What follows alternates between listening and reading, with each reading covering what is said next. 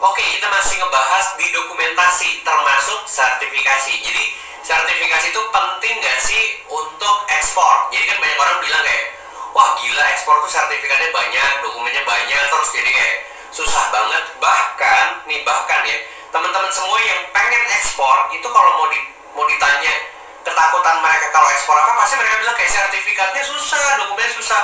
Nah sekarang kalau gue balikin tanya, emang sertifikatnya apa aja? Ayo, sertifikat produknya apa aja? Nggak tahu kan?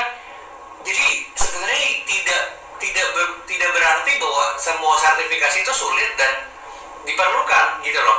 Jadi menurut gue gini, memang kita harus tahu dulu syarat-syarat ekspor apa aja, karena setiap komoditi berbeda. Tapi most of all itu gampang dan menurut gue ya biasa aja. Kayak contoh, misalnya teman-teman mau ekspor kopi gitu ya, itu harus ada namanya ETK, eksportir terdaftar kopi. Jadi kayak perusahaan kalian itu didaftarkan di Kementerian Perdagangan, nanti keluar surat gitu lah, yang lebih tepatnya kayak kalian sudah terdaftar dan kalian boleh ekspor kopi. Nah tapi kalau ditanya apakah kopi itu sertifikatnya banyak, ya nggak tahu. Jujur ya, itu juga gue harus cari tahu per komoditas. Misalnya kayak gitu, misalnya kayak ikan.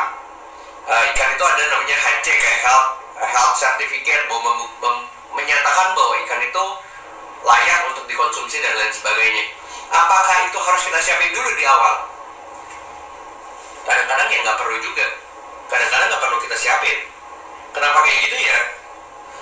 Karena menurut gua sertifikasi itu nomor kesekian. Yang paling penting adalah kalian belajar dulu produk knowledge-nya, kalian pahami dulu. Nah nanti kalau kalian benar-benar dalemin, kalian akan tahu sendiri sertifikat apa aja yang dibutuhkan. Karena supplier-supplier yang sebelumnya mungkin kalian aja kerja sama akan ngasih tahu mestinya ada ini, mestinya ada itu dan lain sebagainya. Tapi kalian juga harus tahu ada beberapa sertifikat. Misalnya contoh, kalian mau ekspor makanan, ada yang namanya FDA approve. Jadi FDA approve ini memang kayak standarnya SMI tapi untuk internasional. Makanya gue bilang FDA approve ini tuh mahal. Kayak kalian ngajuin setahu gue 60-70 juta, dan itu juga lama prosesnya.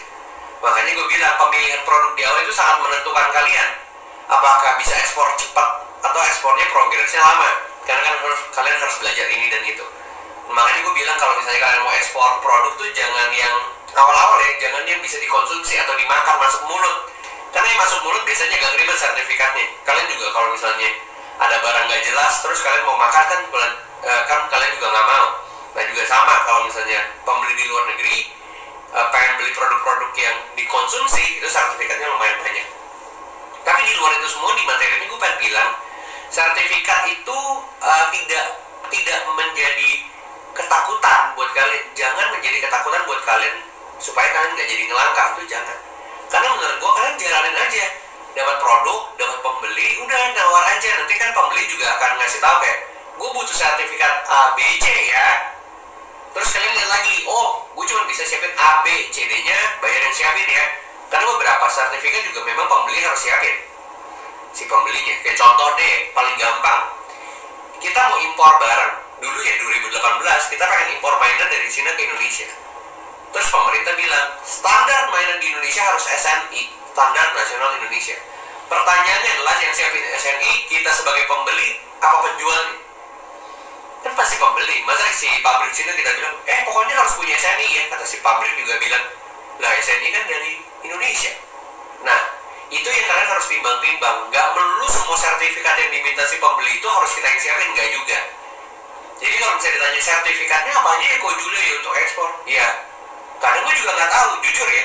Tapi lebih tepatnya kalian jalanin dulu aja bisnisnya. Nanti pas kalian tawarin ke si buyer, kalau dia nggak minta sertifikat ya kirim, ya masalah itu urusan dia.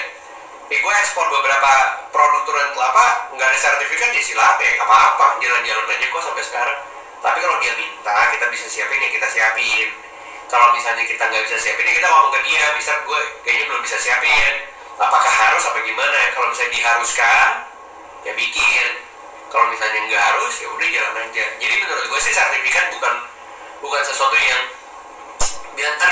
dibilang urgent sih enggak, tapi penting gitu loh. Ya nanti bisa kalian timbang-timbang sendiri lah ketika kalian dapat pembelinya yang kayak gimana. Menurut gue kayak gitu. Jadi kalian gak usah takut soal sertifikat produk. Ini kalian harus tanamin di hati dan pikiran kalian. Kayak gitu teman-teman. Jadi see you in the next video ya. Bye-bye.